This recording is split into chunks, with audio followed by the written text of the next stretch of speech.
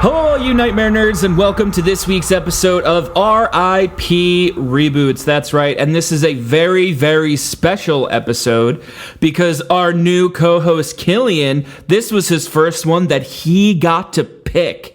I was like, yo, dude, what is a movie that used to freak you out as a kid, and, like, do you want to talk about it? And the first thing he brought up was Hellraiser. And I was like, okay, sick, because that was a gap in horror lore for me. I'd seen it once, like when I was very little, and forgot mostly about it, and there's like 1,700 sequels, and then they did a reboot that I was really interested in watching. So I'm really glad that he brought this up, which is really cool. Thank you, Killian, for doing this. I'm happy to help. For sure. So between Hellraiser and Green Room and just all of the fun things that you're forcing me to watch, it's gonna be a very how should I say? It's going to be a very educational season for Nightmare Network, which really, you know, maybe we need to add that into our logo, which is like friendship, kindness, education. Confirm your kill. Confirm your kill. Yeah. We'll get that just all on. Eventually, by the end of the season, every episode, we're going to have a new word, and it's just not going to be able to fit on T-shirts anymore. Oh, no, absolutely not. Yeah, but that's fine. We're good. We can do this. Mm-hmm. So, in Nightmare Network fashion, Mr. Sir, I would love to know tell me what you remember at the first time you saw this movie and why it had such a profound effect on you that X amount of years later, we are here to talk about both it and its new reboot that came out on Hulu last year.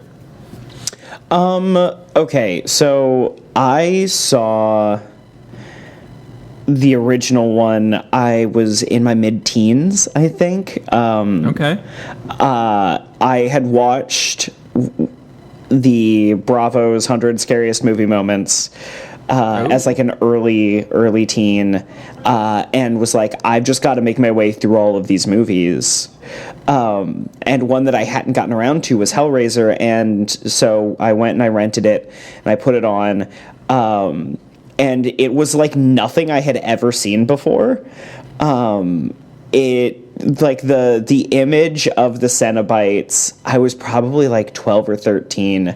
The image of the Cenobites like actually like fucked me up a little bit. And which is interesting because something very popular to talk about in this movie is that like the Cenobites are like kind of a little bit of an afterthought in this movie. Like they are not front and center like they are in the rest of the franchise, which I think is pretty interesting. Correct. And that's actually, I think, how they should be. And it's one of the things that I love the most about the reboot, which we'll talk about later, is that the Cenobites in the reboot are also in the periphery of the film as opposed to being front and center in the film. And I think they are the scariest when they sort of show up as decoration, or as sort of like a driving force. It makes it, because Hellraiser is a gothic horror story, like in the tried and true gothic horror fashion, and as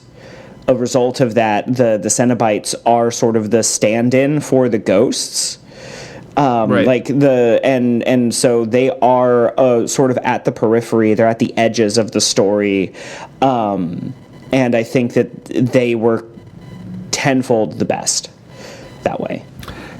Yeah, so it completely agree, and I think that's a really. I do think they are a little more front and center in the reboot than they are in the OG, which I think is acceptable. But what I thought was really interesting about both is how kind of they are essentially different kinds of movies. Like we kind of talked about this earlier, where and then this is me coming off of, again, like I'm considering it pretty much last week was the first time I had seen the original Hellraiser, because I remembered almost nothing about it.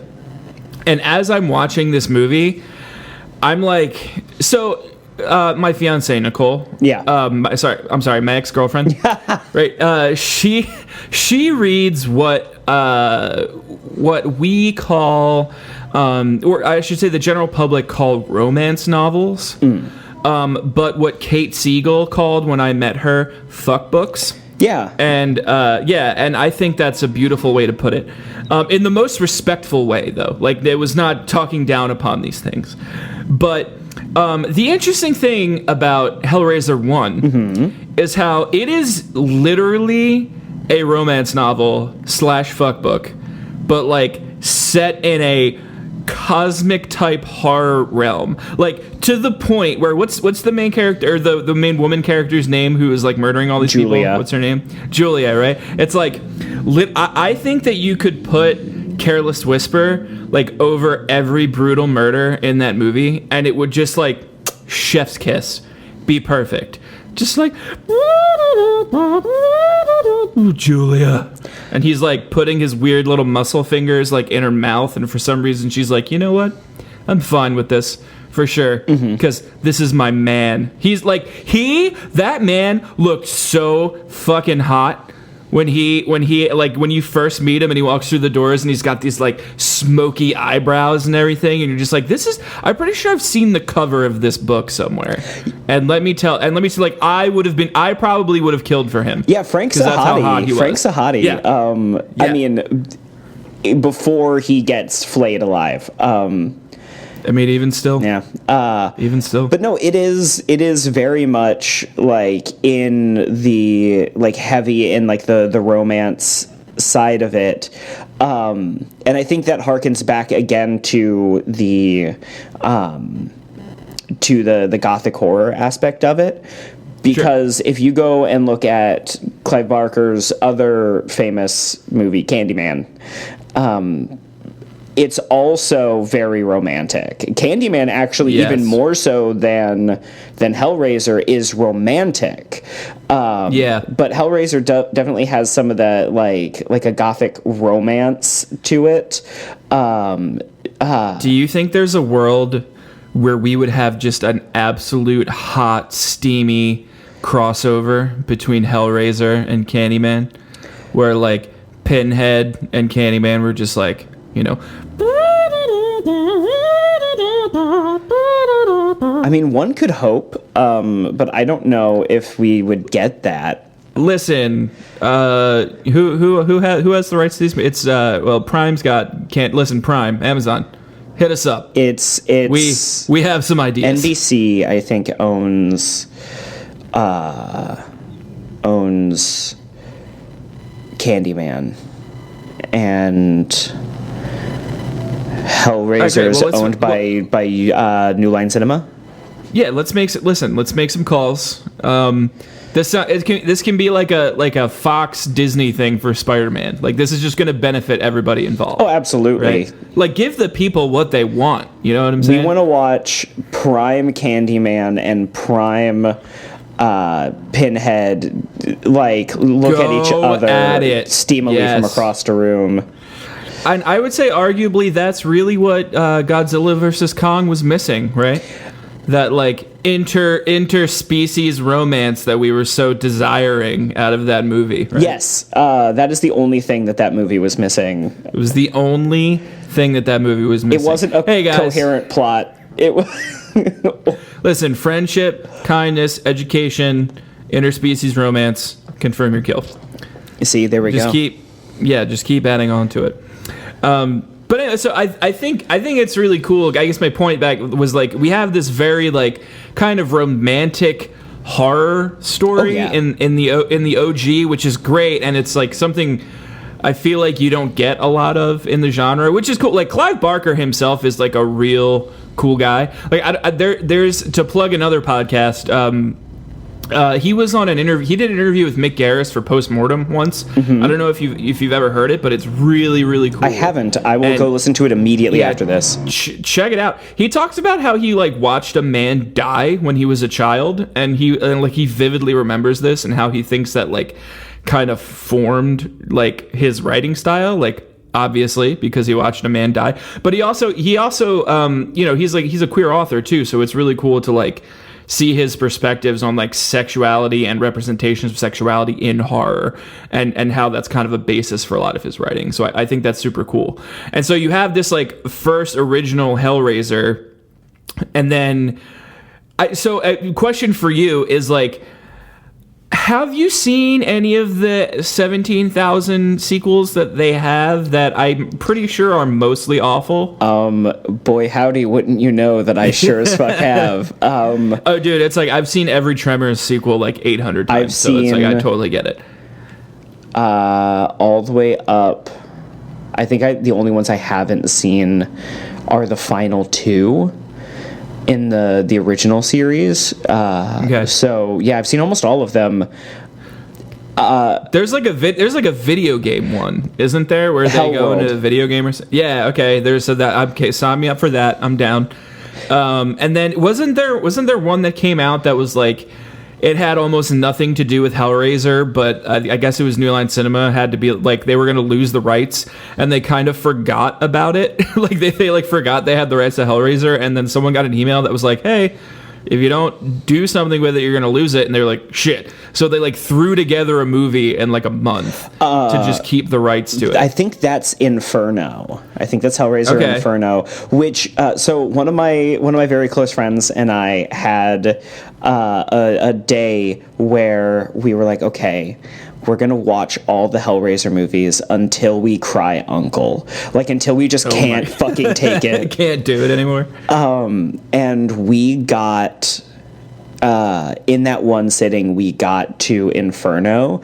And Inferno made us cry uncle. It was so bad. And it's like, there were some really good ideas in Inferno, but it was handled really poorly. So it was either Inferno or it was Deader. No, okay, so it was actually kind of I'm sure those are just as awful. Like, don't get me wrong. But I think it was this Hellraiser Revelations is what it was called. Yep, it came out in 2011. Yes, it did. It's an hour and 15 minutes long.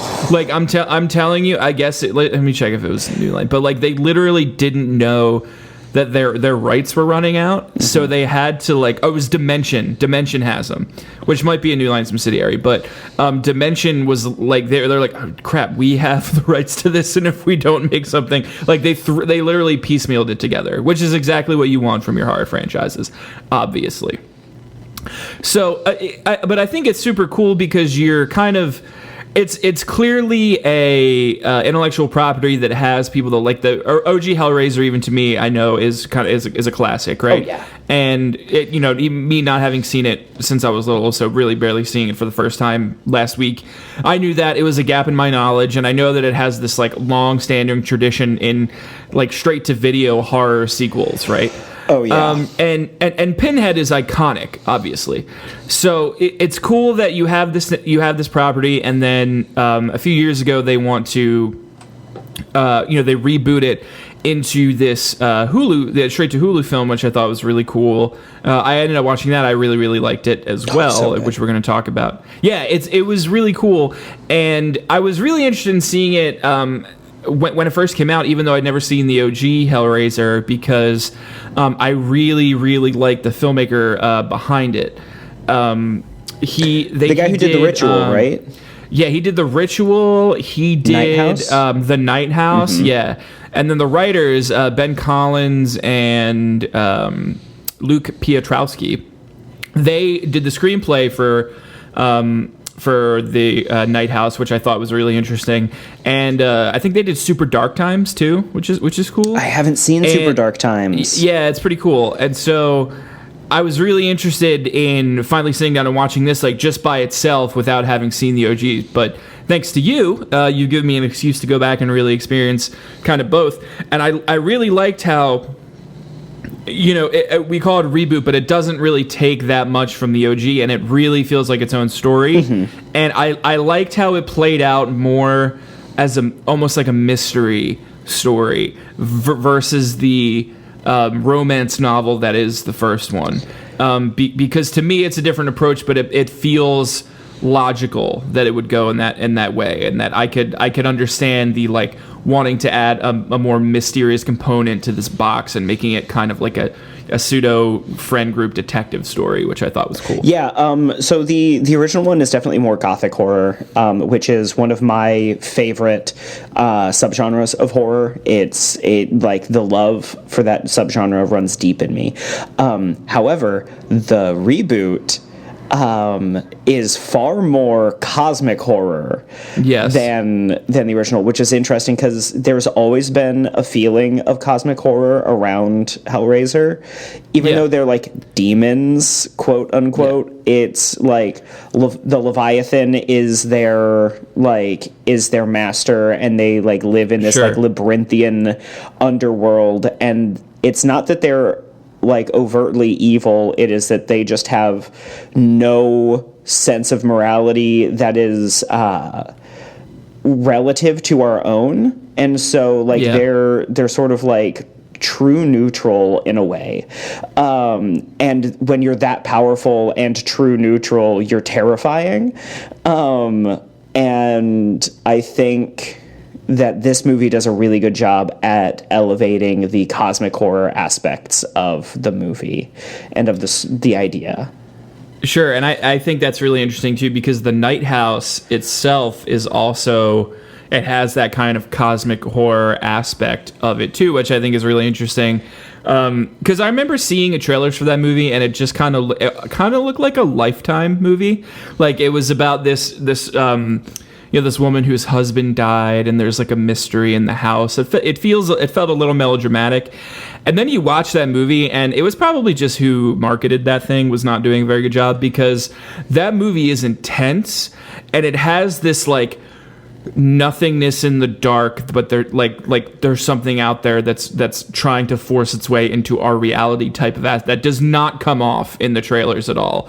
That's really disturbing and really, really interesting, and it's cool to see that jump from that to a Hellraiser where they kind of bring that cosmic stake a little more front and center. I agree. On the Night House, very, very quickly, because I liked The Night House, but it is one of those movies that I think is an excellent example of a movie that is very good all the way through, and then just absolutely fails to stick the landing at the end. Oh yeah, I thought, because the ending is such like an overt, like the monster as a metaphor, in such like a hardcore way that I'm like, oh, well, that undoes a lot of the cool of the rest of this movie, and it, like, I don't know, it just seemed very messy and like ham-fisted at the very end. And you know what? Let's turn this into a Night House podcast. Oh no, no, I'm kidding. That's interesting. I like it. Definitely does get a little cheese there at the end, as we say around here, a little cheesy. Oh yeah, Velveeta cheesy, but a little Velveeta, a little smooth, a little sharp cheddar, a little bit. But I don't know. I remember really enjoying it. I guess I have to watch it again. I will agree with you. It does get a little cheese, but I think it's such a dark movie. It could have gone both ways. I think that's kind of another movie where I think we're going to talk about Smile sometime this season too, and that's another movie where like the ending, I think they missed an alley-oop and like could have made it so dark and like transcendently great for horror. And I think The Night House also could have taken that route because it's very existential, and it for an existential movie that's very like, we're going to pretty much focus on the nihilism of existence, that at the end it does kind of give you this like hopeful message. It does feel a little bit off kilter. So I guess I'm picking up what you're putting down. I don't like fault the movie in like any like real way. I'm not like, oh, this movie sucks, but I watched it and I did pick up. I was like, oh, this, like, he just kind of didn't stick the landing at the end, which is let's hard. go on the record to say that Killian absolutely hates The Night House. Hate it. He wants also to the ritual. fight. Yeah, also The Ritual, also the new Hellraiser. He really wants to fight David Bruckner. So, D. Bruck, if you could go ahead and add us on Twitter, that's at Nightmare Nerds.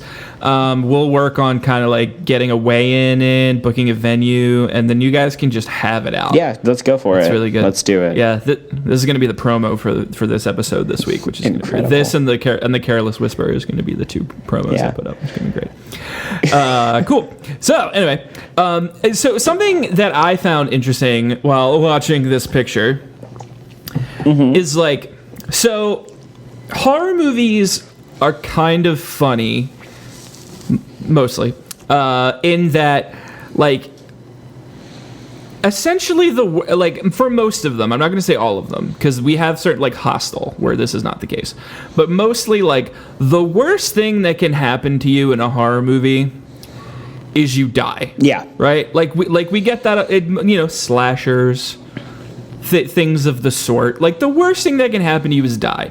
Then you have, like, kind of body horror movies that are like, or is the worst thing that can happen to you is live, right? Where you're, like, witnessing this literal mutilation of your physical reality, right? And then you have things like that. This could, watching this, I had a realization that this could be, like, the absolute worst case scenario in horror, like, period. Like, because you don't really die. You just kind of get to live forever in constant, like literally being torn apart for the rest of your, like, existence. Yeah, that's some pretty heavy stuff, right? It's pretty exclusively awful. In Hellraiser, you do live for eternity under constant turmoil and constant torture, and I agree with you. It is possibly the worst case scenario. You're not snuffed out, you just are tortured for forever, and the things that are doing it to you are deriving an actual sexual pleasure from it. Yeah, that just sounds so nice, doesn't it? Yeah. My really safe word is Lazarus.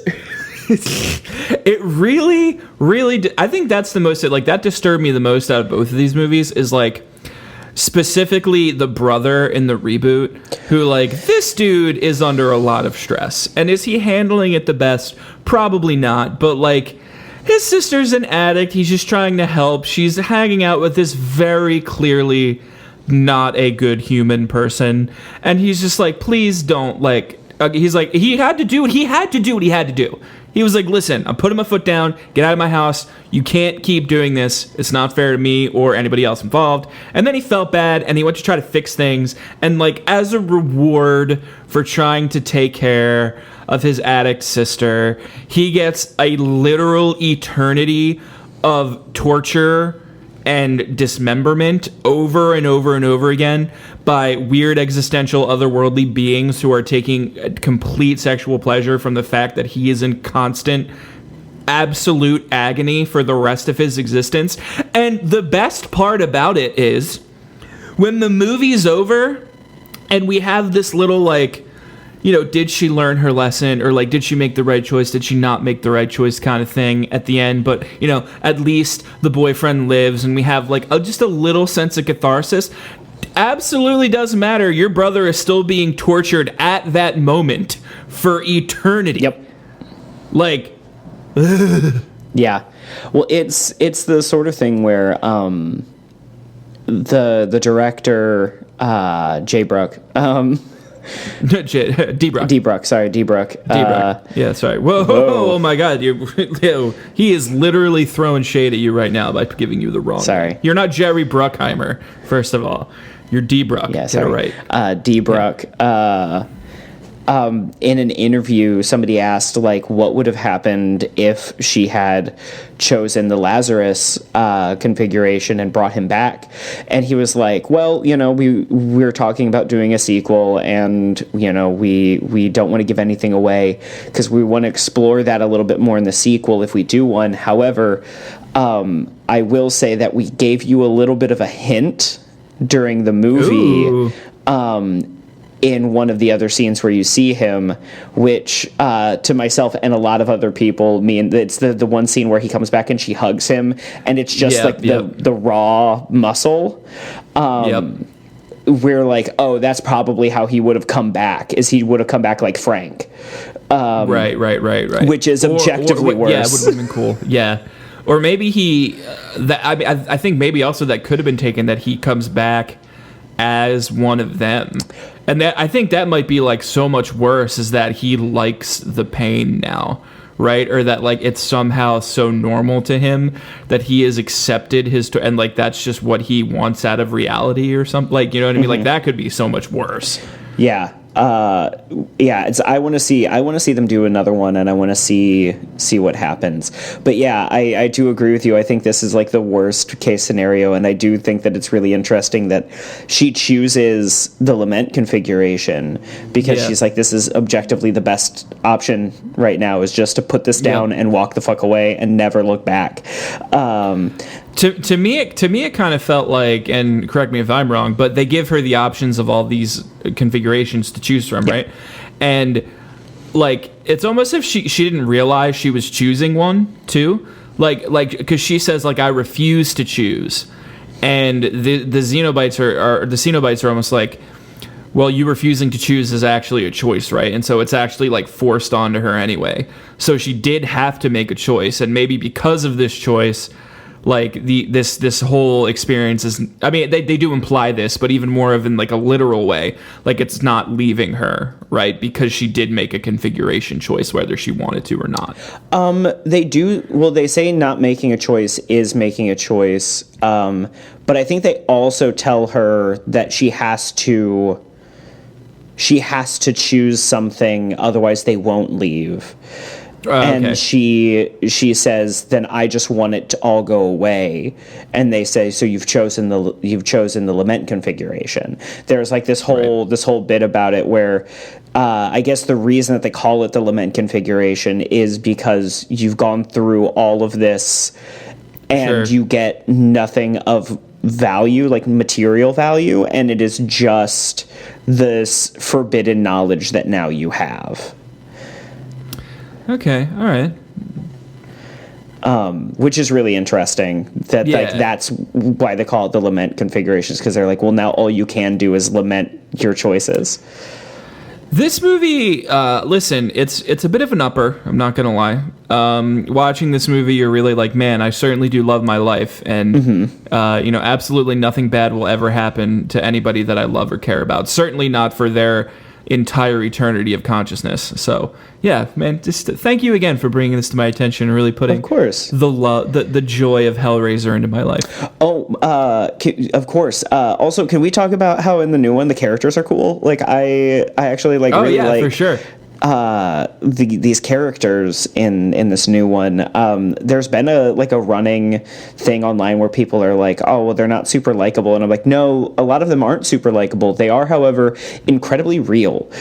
Yes, very, very much so. Like, however, there is not one really smoky-eyed, hot, straight out of the cover of a romance novel character like Frank, and I'm not going to say that ruins it for me a little sexually, but it does. Because, listen, I'm going to Hellraiser to have a good time, you know what I'm saying? Like, we've already established this. I hear your statement, and I raise you the Cenobite with the hoop around their head. Wow, you're so right. Because I take back everything that I said.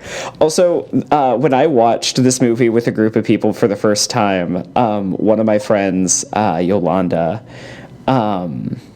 Yeah, she's great. But we're watching this movie, and there's a moment, and she goes, "Is it just me, or is everyone in, like, all of these Cenobites hot?" And everyone in the room went, no, they're hot. We aggressively don't want to admit it. Yeah, like it's... But they sure are. They're all hot. Well, most of them are hot. Not all of them. Some of them are objectively awful. Right. Like the one that gets caught in the door in the remake. Like, nah, it's not. We're not going to call that one hot. That one's affix. Because it's like that asphyxiation. Maybe that one. Yeah. Oh, yeah. Maybe that one. That one's not Maybe not hot. But like the one with the hoop going over their head, and like the split open, knocked my thing. The split open throat. You were just so excited about talking about how hot these Cenobites are that you were like, let's. They're hot, and then obviously the Hell Priest is hot. Oh yeah. Our new Pinhead, who. Fun fact, Clive Barker hates it when people refer to them as Pinhead. I know, I know. It is the Hell Priest, and that's what I generally try to refer to them as. The Hell Priest is so hot in this movie. I was watching... So, like, I think what we need to do is we need to, like, take this to Twitter and be like marry, fuck, kill all of the Cenobites and just, like, who... Okay, let's do... You know what? Screw Twitter. Let's do this right now. Marry, fuck, kill with all of the Cenobites. Who are you going? Oh, fuck. Okay. So are we doing just from the remake or just from the original? But, you know, we're going to open it to all of them. Fuck. Okay. To make it easier, I am doing the first one and the reboot, and that's it. Okay. All right. So... Oh, that's what I meant. Sorry. Just the OG and the reboot. All those. Okay. So... Number 1 is probably the new Hell Priest. Okay. Number 2 is... In that you're marrying the new Hell Priest? Sorry. Fuck, marry, kill. Sorry. Yeah, it's fuck, marry, kill. I lost the plot. No, you're good. Fuck, marry, kill. Let's go. Marry the new Hell Priest. Hell Priest, okay. Fuck the one with the hoop over their head. Okay, all right. And kill Butterball from the first one. Sorry, Butterball. Dude, okay, you got it. We have similar lists. I think I would marry the new priestess, or to piss off Clive Barker, the new Pinhead. I would definitely kill the teeth chattery one, the chatterer. Also a good choice. I do not like that at all. I'm so weird. I am one of those people that has like dreams where my teeth fall out all the time, and it's just like I don't do teeth. No, Chatterer in both this one and the original are terrifying, and for different ways. I'm gonna line them up just next to each other and take them both out. It. That's what I'm gonna do. And then I would probably fuck the throat one from the first one. Oh, Gasp. Yes, yeah. She is my backup for fuck. Like she's my side chick. Yeah, I'm so glad that you know all of their names, and I'm literally like the one with the thing in the throat. That one, I would do that one. Yeah, from the original, like I know. Yeah, there's Pinhead, Gasp, Chatterer, Butterball, and then in the sequel, the only new one that's added is Dr. Chenard, who can fuck himself. Nice. Yeah, well, I can definitely name all of the iterations of Graboids and Tremors, so I guess this really shouldn't be a surprise to me. So, anyway. So, here's something that I noticed, and I'm absolutely fascinated to get your opinion. Actually, I'm going to make you guess. Okay. This is going to be fun. So, I watched the new Hellraiser, obviously. And as I was watching the new Hellraiser, I realized, and I don't want this to ruin it for you. Okay. But I realized that this movie is literally another movie. Like, almost down to every plot point, character, and, like, what's going on. Okay. I'll give you a hint. We're going to be talking about it later this season. Okay. Gimme. It is also a remake, or a reboot, or no, it would be a remake. It is also a remake of an older movie. Are you... Is it 13 Ghosts? This movie is literally 13 but Ghosts. Better. There is, I don't know, man. I'll fight the remake you. of 13 Ghosts is pretty friggin' great. There's an old rich dude that fakes his own death, builds an elaborate, like, moving... like in puzzle mansion to get people to come to his puzzle mansion so that he can unlock some sort of gate to immortality using ghosts a la like people from other beings from other dimensions. The only thing that's missing... It's also Ghostbusters. It's also... It is... Okay. Is this like a trilogy we didn't know was a thing? For the memes, I'll say yes. For the actuality, I'm gonna say that what it actually is just like a pretty standard trope. We're doing it for the memes, and also it might be a standard trope. However, this movie might be the exact same movie as 13 Ghosts, like almost to a T. And I found that very, very, very funny. Yeah, I think I had noted that as well. That I was like, "This is 13 Ghosts." Actually, on my notes. I'm waiting for like Tony Shalhoub to like walk in the room and be like, "I'm on the wrong set. I'm sorry, guys." Yeah, just like sleeping his way through an apology. Sorry. How he slept his way through that movie. I can't wait to talk about that. I can't wait either. I have specific thoughts on that movie. But anyway. Is it about how it's almost identical to the new Hellraiser? As it turns out, yeah. So we can cancel the 13 Ghosts episode. I know. We're going to be having this conversation like 5 more times probably by the end of the season. But no, it's got a pretty similar premise. And that's actually one of my complaints about the movie is I actually think that the remake or the reboot has a pretty uninspired plot. Like it's kind of like almost like paint by numbers, like the plot itself, like the structure. However, it delivers everything that I wanted it to. And so even though the plot is like a 6 out of 10 for me, the movie is like a 7 out of 10 for me. So let me get your opinion. I really like the movie. Mm-hmm. I thought they did some really interesting things, which I would love to talk about in a few seconds. Yeah. I thought it could have been gorier. I agree. I wanted it to be gorier. I will say all the gore effects are incredibly effective. They make you go like, oh, a lot throughout the movie. Right. I think like, for example, like we don't see the brother get taken, right? Yeah. And obviously that's a creative choice because it brings mystery. It's also because you don't see him, and as well as the main character doesn't see him, then we have an image in our head of this character maybe being saved because we didn't get to see his fate, right? Like it's the same kind of thing with kind of what they did with Georgie in the new It movies, right? It's like, well, we know Georgie's dead, but we technically have never seen him die, nor did Bill. So it's like, well, that's a goal. Now we have an end game for the movie, right? And that's to find Georgie. It's kind of the same with the brother. Yeah. But I just think in a movie like Hellraiser, everybody that dies, man, you got to see them get tortured and mutilated, like no matter what.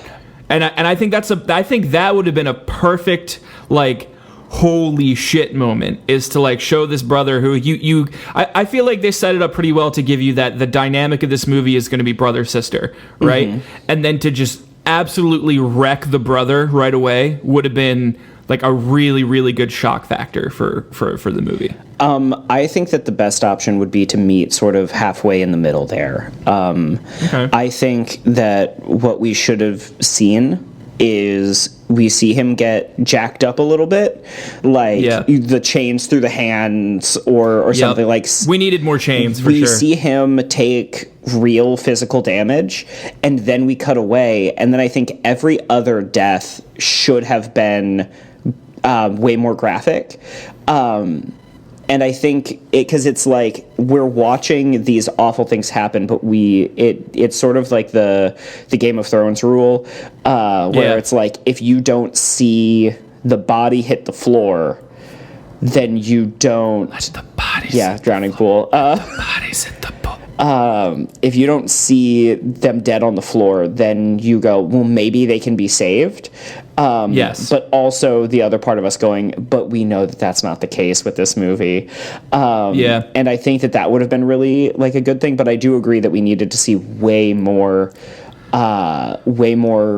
gore in the movie. Well, this is interesting because this might circle back to something that we talked about last week, in that everybody saw how Terrifier 2 in 2022 made a shit ton of money and got really popular by showing us aggressive amounts of that gore. And again, we talked, it was different kinds of gore, but especially like a product like Hellraiser coming out on solely a streaming service is not really worried that much about like a theatrical release, right? Mm-hmm. Like they could get real dark with this real quick, and I think it would be really cool to see them push it even further in a sequel. I agree. I think that in a sequel, I wanna assume that they're gonna listen to the fans and go like, cool, we just push that envelope a little more, and show a little bit more of the awfulness that's happening, because that is, like it or not, that is part of the draw for a Hellraiser movie. That's what we come to expect. Yes. But yeah, I agree. I fully agree. I think it's, like some of my favorite moments of the torture and stuff like that was like the piano wire around the guy's arms, yes. And you see him like degloving him, and like I loved that. I loved the first moment where you see the chain come in the opening sequence of the movie. Yeah, that was really cool. That was really cool. I'm like it. Also, the friend who gets killed from the van, who like disappears from the van. Oh yeah, that's so cool. That scene is possibly my favorite scene in the whole movie. That scene is so cool. Yeah, they do a lot of really interesting and innovative stuff in the second one, and like you said, it is a bit kind of bland in terms of story, even though I do really like the idea of turning it into like a mystery. I agree, which I did. They did pretty good. But one thing I thought was really cool was using that I didn't see coming at all either, was using the cube to stab the Cenobite.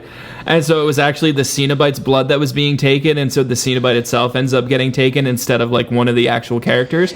Like, and using that as a plot device to like maybe we can save everybody and get to the fifth configuration if we just focus on stabbing a Cenobite, which I feel like would have been way easier to do than the plan that they actually came up with. I was like, all right, listen, we're gonna try, like, literally just run out there and stab the thing. Like that would have been my plan immediately. Just been like, okay, it was right next to you. Just jam it. Yeah. Just jam it. Little jam. But I thought that was really cool, and I did not see that coming. I thought that was incredible. I also didn't see it coming, but I think that's one of the things that I love so much about the Hellraiser series in general, and again, the Cenobites, is how, like, they don't react to that in the same way that like a traditional movie monster would, which would be like anger and like this. They're just like, nope, these are the rules, and therefore we will abide by the rules. You found the loophole, and that's like fair play. And to me, that makes them so much scarier, because they feel it's like there's this level of control that they have where they're like, no, you got one of us. That's fair play. We will abide by the rules. We're still in control here. And it's like, fuck. For sure. And the fact that they like abide by their own twisted rules of this other dimension, but like somehow it's all cosmically just, like that really is something that's really, really disturbing. Mm-hmm. So if in terms of the new one, what is your take on what happens to Cyrus Kritikos? Just kidding. I mean, the guy that's the guy's name from 13 Ghosts. Yeah, I know. Of course he does. I don't know why that name is burned into my brain. Like, I didn't even think twice about it. I just knew that man. I haven't seen that movie in 12 years, and I just knew that man's name. It's gonna be your new D&D character's name. Cyrus Kritikos. Yeah, that's true. Yo, so we're playing we're playing the new Harry Potter, like Hogwarts Legacy, and I know. I'm sorry, but in the game you can make like 4 different characters per thing, like so you can have like a Slytherin, like one of each house and stuff.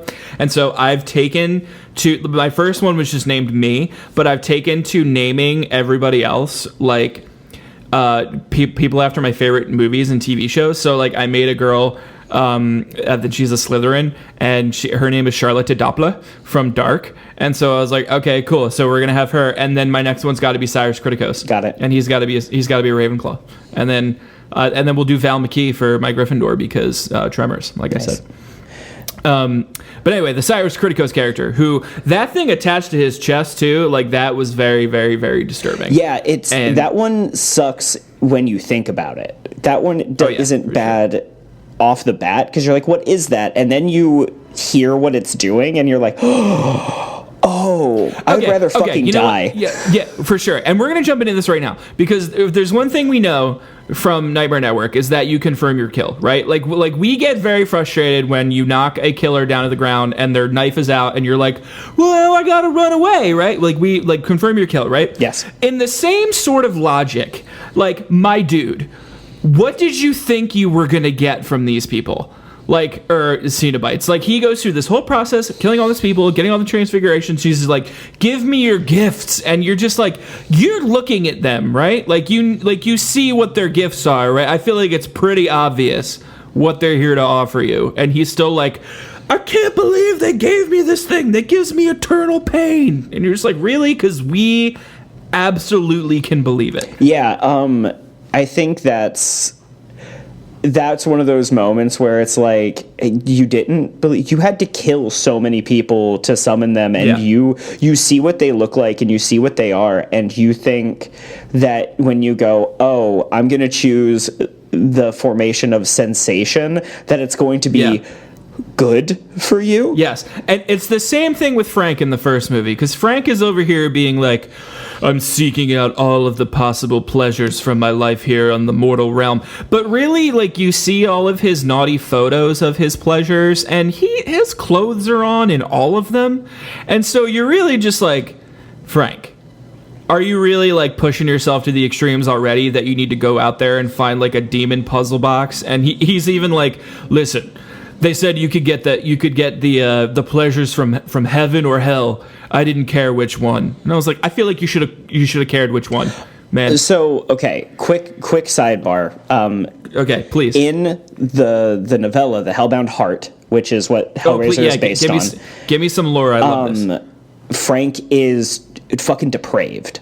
Like, he has fully, like, done just unbelievable, awful things in his search for pleasures of the flesh, and feels that he has run out of earthly options, and he just finds out that there's this fabled box that will deliver pleasure beyond any human experience, and that's all that it's described as.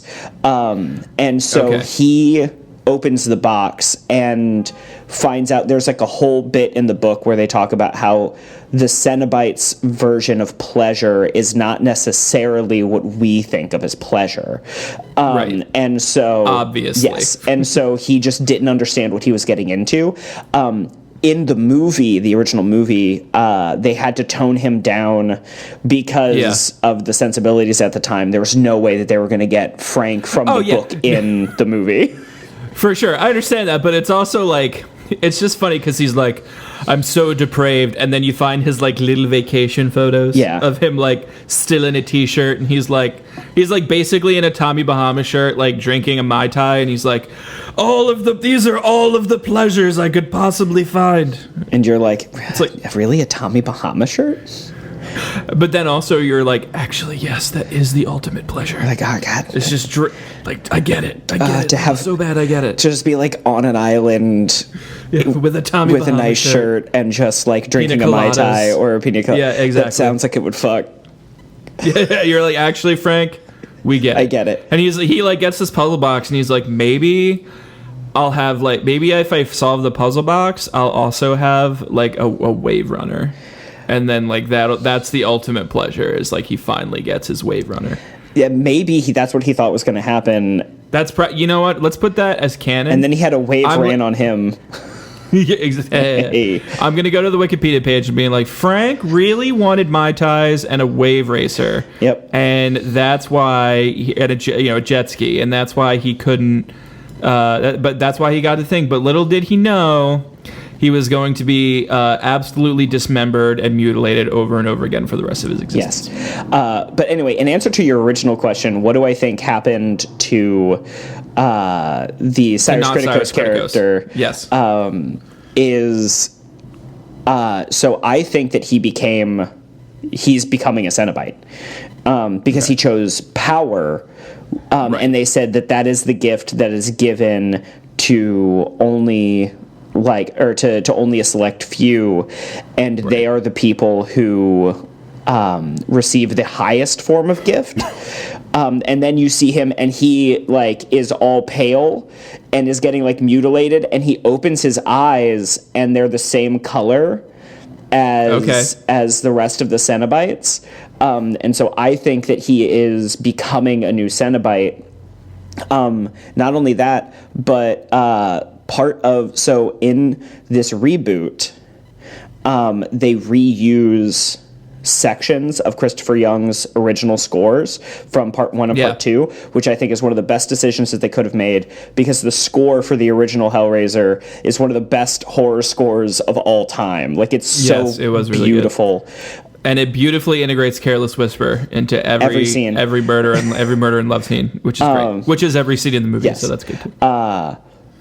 There is a bit of music that is played when you see him being transformed that is actually a section of Dr. Chenard's theme from Hellraiser 2.